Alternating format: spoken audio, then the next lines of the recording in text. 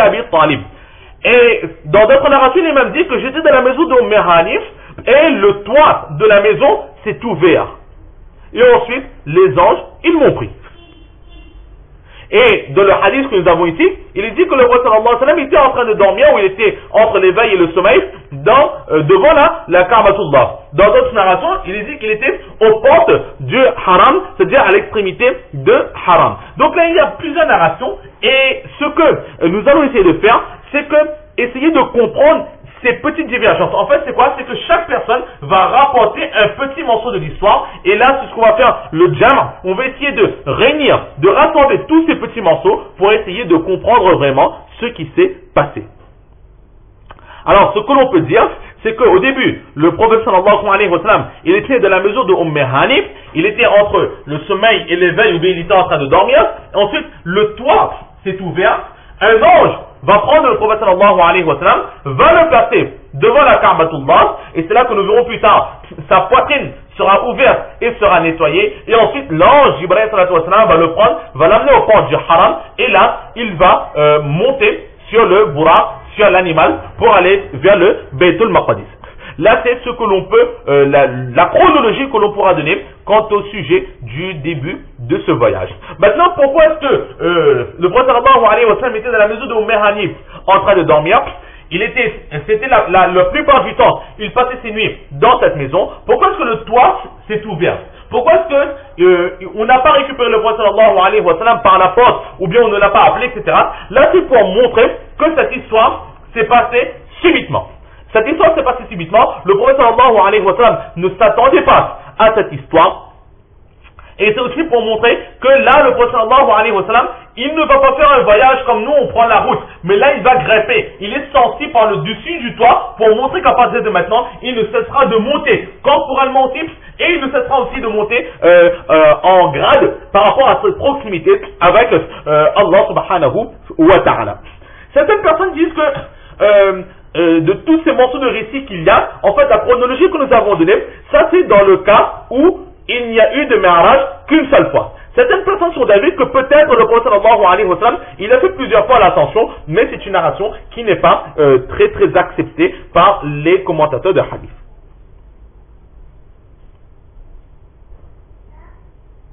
Et là où une preuve, ceux qui disent que le prophète sallallahu alayhi wa sallam a fait l'ascension spirituelle et non pas corporelle, ils se basent aussi sur une parole que l'on trouve dans le hadith, c'est que le prophète sallallahu alayhi wa sallam dit « lorsque je me suis réveillé ».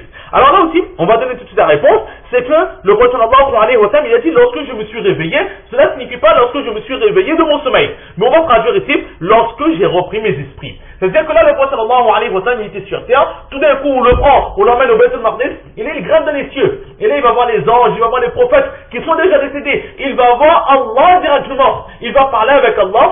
Donc là, il est vraiment dans un état extrême qu'il ne peut vraiment réaliser. Il réalise, mais là, il est dans un état de subjugance et de joie extrême. Et lorsqu'il revient sur terre, son état, son corps est déjà là, mais son esprit est encore en train de réaliser, de réfléchir. Qu'est-ce qui s'est passé? Comment? Qu'est-ce que j'aurais dû faire encore? Quelle chance est-ce que j'ai eu, etc. Et petit à petit, lorsqu'il va reprendre ses esprits, que bon, maintenant je suis retourné sur terre, là il reprend ses esprits, il va regarder autour de lui, et là il va voir que c'est la vie de tous les jours qui recommence. Restez un point. Un deuxième point, Allama al-Bouti alayhi rahma, il explique. Il dit que le Mi'raj, c'est de la part d'Allah subhanahu wa ta'ala aussi une récompense pour le prophète sallallahu alayhi wa sallam. Parce qu'avant juste le Mi'raj, il y a l'histoire de Taïf. Le prophète sallallahu alayhi wa sallam, il est persécuté à Makkah Mukarrama. Les musulmans sont persécutés à Makkah Mukarrama. Les musulmans sont fatigués. Le prophète sallallahu alayhi wa sallam comprend que les Quraysh, les Mécois, n'accepteront jamais la religion d'Allah, mis à part ces quelques personnages, ces quelques poignées de personnes qui ont accepté l'islam, la majorité n'accepte pas. Et le prophète sallallahu alayhi wa sallam, il est conscient qu'il n'est pas le prophète des Mécois, il n'est pas le prophète des Quraysh, il est le prophète de l'humanité. Donc l'islam ne peut rester uniquement à Makkah Mukarrama. Il ne peut sacrifier toute sa vie juste pour inviter infiniment les Mécois, tout en sachant qu'ils ne vont pas se convertir. Il ne va pas passer tout son temps, toute sa vie uniquement pour une contrée qui refuse l'islam et délaisser le reste du monde. C'est pour ça qu'il décide d'aller ailleurs. Et là, la première chose qu'il va faire, c'est aller à Taïf. Pourquoi? Parce qu'à Taïf, une localité assez éloignée de Makkah Mukarrama, il avait certaines personnes qui tombaient un peu de sa famille éloignée. Il pensait que, en allant là-bas, il va trouver des personnes qui vont l'aider et l'islam pourra déménager de Makkah et aller vers Taïf, et Taïf va devenir la capitale islamique. Mais, contrairement à ses espérances, les gens de Taïf vont malmener le prophète sallallahu alayhi wa sallam. Ils vont le rejeter de la pire des façons. Certaines narrations qui disent que les gens de Taïf, lorsque le prophète sallallahu alayhi wa sallam va comprendre que là aussi, les gens ne veulent pas accepter l'islam, lorsqu'il va retourner chez lui, les gens vont se tenir en rang devant lui, et là ils vont le lapider, et le prophète sallallahu alayhi wa sallam sera en sang, et une fois tellement fatigué, il va prendre repos sous un arbre à côté d'un jardin. Et là il va se rendre compte que ce jardin appartenait à deux frères, qui eux aussi avaient juré animosité au prophète sallallahu alayhi wa sallam. Et là, désespéré, il va dire, oh Allah, je t'appartiens en ce sens, oh Allah, je t'appartiens, fais ce que tu veux de moi, tout ce que tu feras de moi, je l'accepterai, car cela ne viendra que de toi, tu es mon Seigneur, je suis ton serviteur. Mais oh Allah, fais que ce que tu me fais, que tu me donnes à mes ennemis, ou que tu me mets dans les pires difficultés, je l'accepte. Mais fais que tout ce que tu me donnes, cela ne soit pas en contrepartie de ta colère, cela ne soit pas le fruit de ta colère, cela ne soit pas l'abattement de ta colère sur moi, fais que cela ne soit pas un châtiment pour moi, ne fais que dans chaque difficulté qui m'arrive, il n'y a que ton contentement. Dans ces moments-là, le prophète sallallahu alayhi wa sallam, il s'est remis à Allah, mais en même temps, il craignait la colère d'Allah. Il craignait la colère d'Allah, et ensuite il va retourner à Makkah Mukarrama. Et toujours de cette histoire de Taïf, il va dire à ces personnes que d'accord, je suis venu vous inviter, vous avez refusé, je repars. Je n'ai aucune rancune contre vous, mais ce que je vous demande, c'est de ne pas ébruiter ma venue ici. De façon à ce que là-bas, à Makkah Mukarrama, les Quraysh ne m'en veulent pas et ne m'attaquent pas et n'abusent pas plus sur les autres musulmans. Mais les Taïf, les gens de Taïf, ils ne vont pas respecter cette promesse.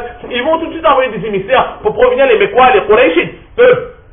Le prophète sallallahu alayhi wa sallam, il est venu dans ce but-là. Et là, arrivé à Makkah, sa vie va durcir encore plus. Et à chaque fois qu'il y aura des caravanes de commerçants, à chaque fois qu'il va, à chaque année, lorsque ce sera la période de Hajj, etc., il va appeler chaque personne dans chaque tribu, chaque délégation qui seront là, chaque délégation qui sera présente. Le prophète sallallahu alayhi wa sallam va les inviter vers la religion de l'islam jusqu'au moment où ce seront les Ansar, un petit groupe de personnes de la ville de Yathrib qui sera ensuite appelé Madina Munawwara, qui eux vont accepter la religion de l'islam. Bon, là, on entre un peu, il faudra entrer dans la vie du prophète sallallahu alayhi wa sallam pour voir cela avec un peu plus de précision.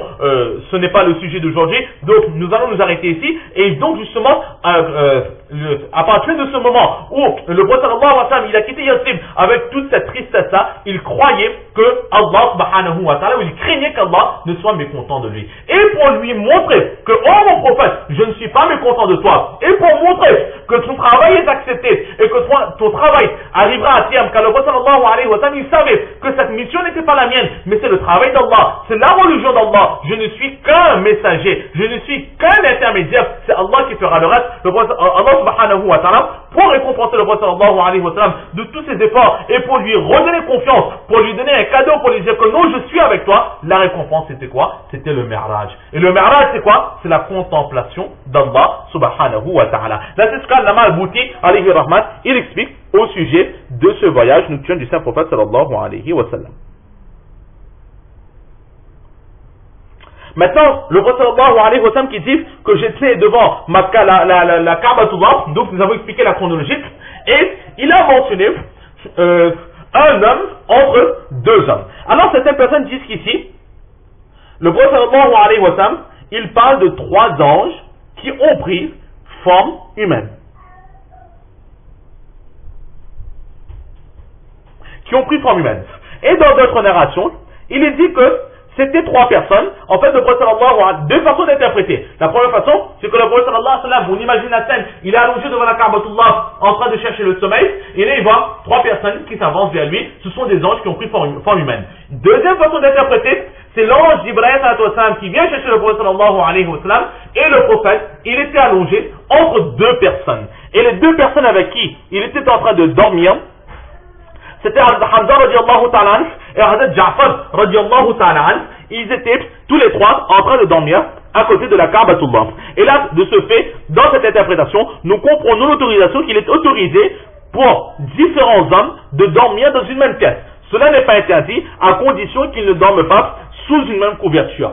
de façon à se préserver de l'adultère, de se préserver à l'homosexualité, etc., alors l'islam a interdit que deux hommes dorment. On peut dormir côte à côte sur un même lit, mais pas avec la même couverture, ne pas de faire en sorte que les corps soient quand même séparés, proches par rapport au lieu, mais pas collés par rapport au corps lui-même. Là, c'est ce que l'on peut aussi retirer comme leçon de juridique au sujet de cette petite, de ce morceau de hadith. Et ensuite, le prophète sallallahu alayhi wa sallam, il dit que, donc, il mentionne une personne au milieu de deux personnes, et ensuite il dit qu'a été emmené, m'a été présenté une vaisselle en or, un plat en or qui était rempli de sagesse et de foi. Donc nous allons nous arrêter ici pour aujourd'hui. Allah subhanahu wa ta'ala nous donne le tawfiq de comprendre ces quelques paroles, surtout de mettre en pratique et de propager. Et la prochaine fois, Inch'Allah, nous allons continuer ce hadith et expliquer un petit peu l'opération qu'a subi le Saint-Prophète sallallahu alayhi wa sallam.